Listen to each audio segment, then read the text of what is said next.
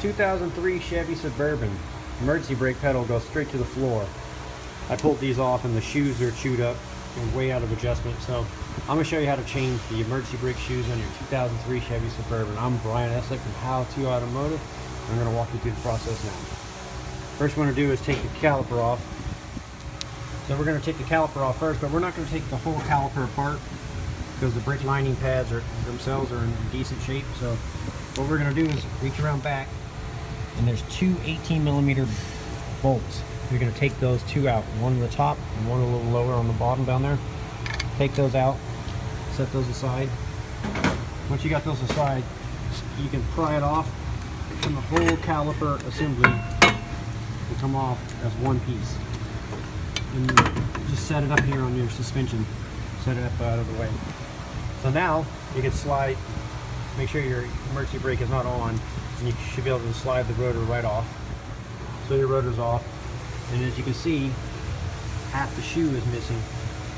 It's pretty common on these Chevys. So we're going to replace this one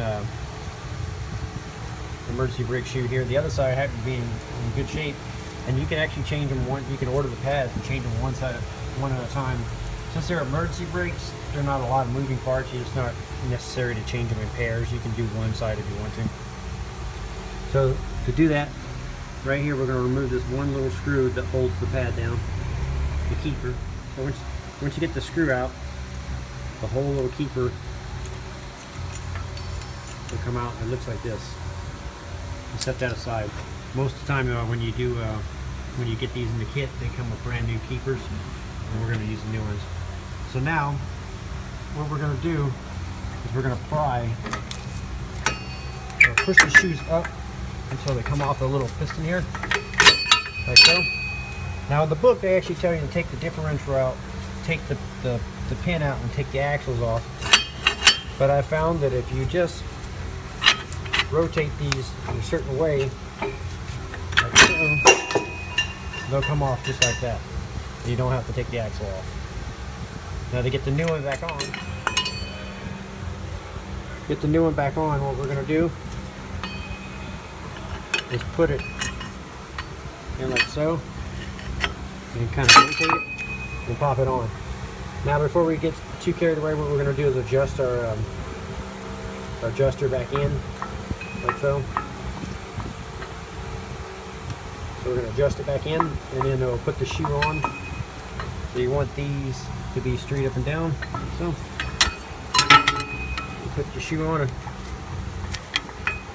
and you just, with a light pry, you just pry it down. You may have to use a screwdriver and pry it in. So I was able to just put one side in first, and then push it with my thumb and spread it just enough to slide it on over the adjuster here. Now we're going to install our new keeper. So the new keeper looks just like this. Slide it into place, like so. Put your new nut in, tighten it down. Make sure not to over tighten it. Just good snug fit, that's all you need. Now what we're going to do is we're going to slip the rotor back on and check our adjustment. So we'll slip the rotor on, and you just want to feel a light drag. So I went to put it on my rotor, and it wouldn't quite fit because it was adjusted out a little bit. So the easiest way I found to do this is with a pair of pliers. Grab the adjusters, give it a good squeeze, and turn. So you adjust it in until you can slip your rotor on, and then you also may have to give the shoes a little tap back and forth like this, and that kind of centers them up, and then put your rotor on. So when you get your adjustment right, when you turn it, you'll feel it. You have a light little drag on it, and that's it. That's how you adjust the park brake shoes. So now I'm going to slip the whole caliper assembly back over it and push it on. You're going to have to wiggle it on in place and then line up the bolt holes. And before we put our bolts in, what I like to do is I like to put a little what they call blue thread Loctite on it, thread sealer. So I'll put a couple drops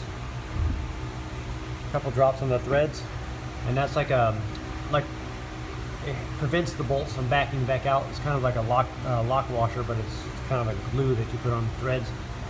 So I'll put those back in and I'll tighten them down. Now that the bolts are tight, torqued down and tight, put the wheel back on and you're done. And that's how you change the emergency brake shoes on your 2003 Chevy Suburban.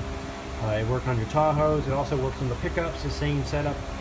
And I'm Brian Essex from How To Automotive, and I invite you to subscribe for more valuable videos like this, and I'd like to thank you again for watching my videos. Thank you.